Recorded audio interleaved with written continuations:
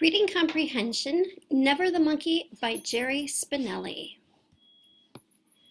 Before becoming the award-winning author of books such as Ringer and Maniac Magi, Jerry Spinelli loved to run races.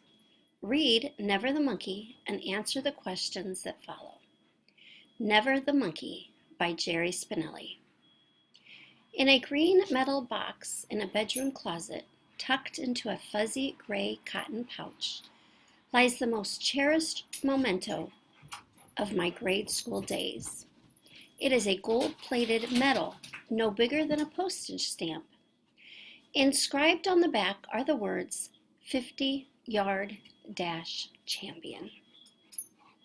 The medal came from the only official race I ever participated in. There were many unofficial ones. Race you to the store. Last one in's a monkey. Ready, set, go.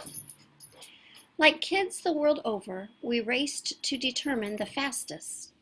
In the early 1950s, on the 800 block of George Street in the west end of Norristown, Pennsylvania, this was me. I was usually the winner and never the monkey. I reached my peak at the age of 12. That summer, I led the Norristown Little League in stolen bases. In an all-star playoff game, I did something practically unheard of. I was safe at first base on a ground ball to the pitcher. Some days I pulled my sneaker laces extra tight and went down to the railroad tracks.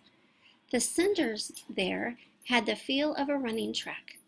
I measured off 50 or 100 yards and sprinted the distance, timing myself with my father's stopwatch.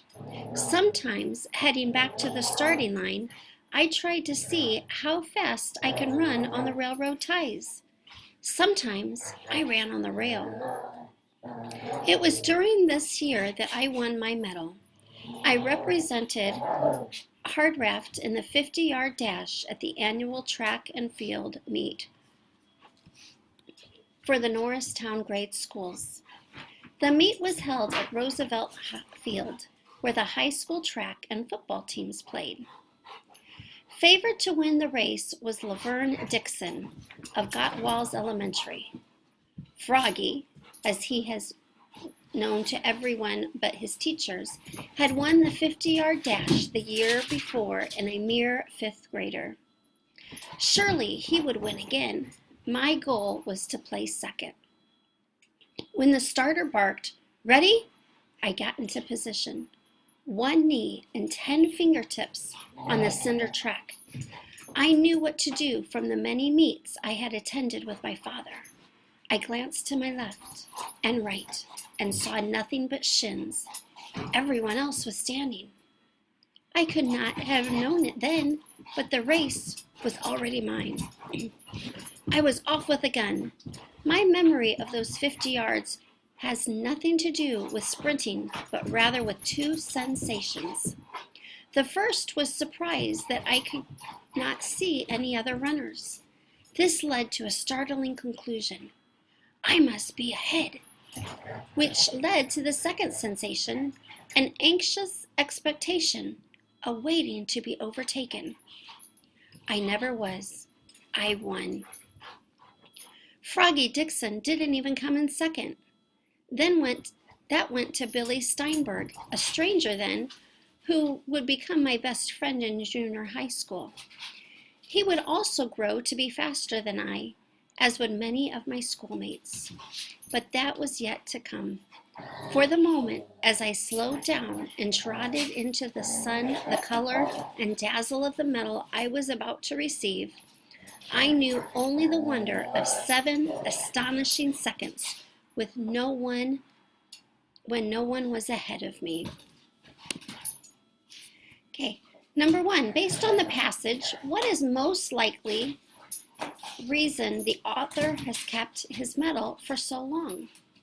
A, because it is expensive. B, because he forgot he had it. C, because it is important to him.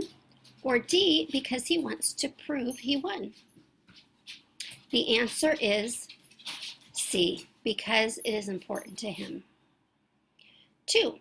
Based on the passage, what does the author mean when he says he was never the monkey? A, he was good at running. B, he acted quiet and calm. C, he always obeys his parents. Or D, he liked playing and climbing. It is A, he was good at running. If you look back in the passage, never the monkey means that you came in last place. Okay, 3, reread paragraph 8. What does the paragraph most show about the author? Well, let's go back to paragraph 8. Some days I pulled my sneaker laces extra tight and went down to the railroad tracks. The cinders there had the feel of a running track. I measured off 50 or 100 yards and sprinted the distance, timing myself with my father's stopwatch, sometimes heading back to the starting line. I tried to see how fast I could run on the railroad ties. Sometimes I ran on the rail. What does the paragraph most show about the author? A, he wanted to be able to race a railroad train.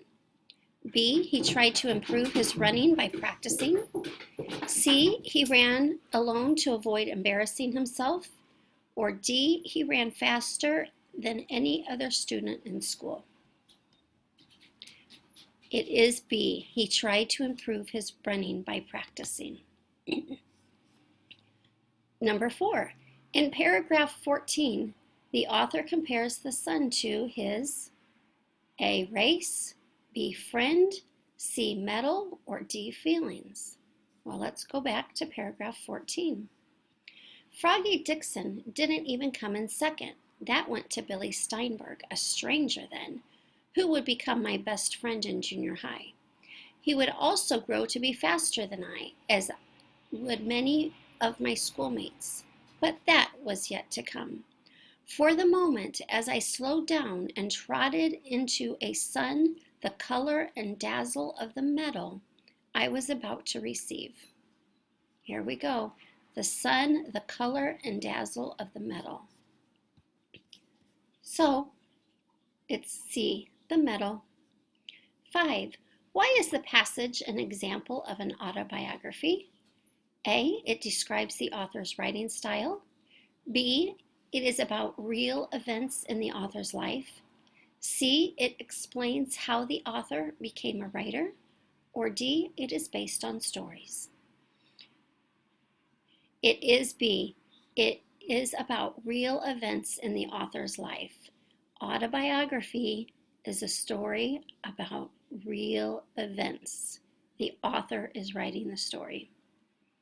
Good job. I hope that you were able to answer the questions correctly. If you are having some difficulties, please see me.